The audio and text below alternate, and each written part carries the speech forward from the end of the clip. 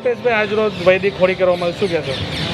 આ છેલ્લા 14 વર્ષથી વૈદિક હોળી કરવામાં આવે છે. સ્ટ્રાઇકર પરિવાર, ભગત શિવાલિંડા યુથ કાઉન્સિલની તમામ ટીમ દ્વારા આનું આયોજન કરવામાં આવે છે. માલધારી સમાજના આગેવાન લખનભાઈ તથા એમની ટીમ તથા અલગ અલગ તમામ ધર્મ અને સમાજના લોકો આની સાથે જોડાયેલા છે અને વિદ્યાર્થીઓ પણ જોડાયેલા છે. આ વૈદિક હોળીમાં અમારા 3 કોન્સેપ્ટ છે. એક તો પર્યાવરણ, બીજી બાજુ સાયન્ટિફિક રીઝન છે અને ત્રીજું રોજગારી. જ્યારે અમે કંઈક શરૂઆત કરી ત્યારે આ છાણા મફતમાં મળતા. આજે છાણાના 2 રૂપિયા થઈ ગયા છે. માત્ર કે પશુપાલકોને પણ સૌથી વધારે આની અંદર રોજગારી મળે છે.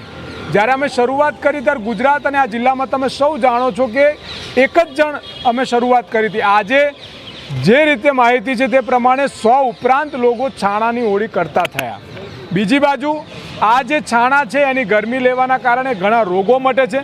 આની રાખ છે બીજે દિવસે લોકો ઘરે લઈ જાય છે, જેના કારણે ચામડીના રોગમાં પણ રાહત મળે છે. તથા આ રાખને લોકો મકાન બાંધીને એમના ઘરોમાં પણ નાખે છે. ઉદય અને જીવજંતુ નથી આવતા. આ બાબત છે સાયન્સ સાથે જોડાયેલી છે અને લાકડા કાપીને પર્યાવરણ જે રીતે નાશ થઈ રહ્યું છે, આજે તમે જોઈ શકો છો કે આ તમામ આખી હોળીમાં 11,000 છાણા જ છે, એક પણ લાકડું નથી અને જેના કારણે પર્યાવરણની પણ સુરક્ષા થાય છે. વાત એટલી જ છે કે હિન્દુ ધર્મ જે છે એને સમજવાની જરૂર છે. એ સાયન્સ સાથે જોડાયેલો છે અને સમાજની એકતા, અખંડતા અને માનવતા સાથે જોડાયેલો છે. આ દેશની જનતાને અમે મીડિયા થકી એક જ મેસેજ આપવા માંગીએ છીએ અને અમારી ટીમ તમામ એક જ કર્તવ્ય સાથે કામ કરી રહી છે કે આપણે તહેવાર ઉજવો, હોળી ઉજવો, ધૂળેટી ઉજવો. આપ સૌ કાલે પણ આવશો તો આ દેશની માટીમાં અને આ રાખમાં કાલે ધૂળેટી રમવામાં આવશે, જેના કારણે પાણીનો બગાડ ઓછો થાય, ચામડીના રોગો બંધ થાય અને એક સરસ રીતે તમારા શરીરમાં રહેલી ગરમી પણ એ માટી ખેંચી લેતી હોય છે. આપણા આ તમામ ધર્મના જે સાયન્સ સાથે જોડાયેલા કોન્સેપ્ટ છે અમે લઈએ છીએ.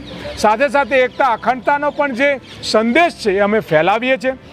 આ હોળી બાદ તમામ વિદ્યાર્થીઓ અને એના રહીશો ધાણી અને ખજૂર પણ આપવામાં આવે છે અને નાળિયેર પણ શેકીને તમામને પ્રસાદમાં આપવામાં આવે છે. બસ અમારો એક જ ઉદ્દેશ છે કે હિન્દુ ધર્મની તમામ જે વાસ્તવિકતા છે, એકતા, અખંડતા, માનવતા, એક સમાનતા અને પર્યાવરણ સાથે સાથે સાયન્સ, બસ આનો મિલાપ અમે કરાવીએ છીએ અને દેશભક્તિનો આ કર્તવ્ય નિભાવીએ છીએ. ભારત માતા કી જય, વંદે માતરમ.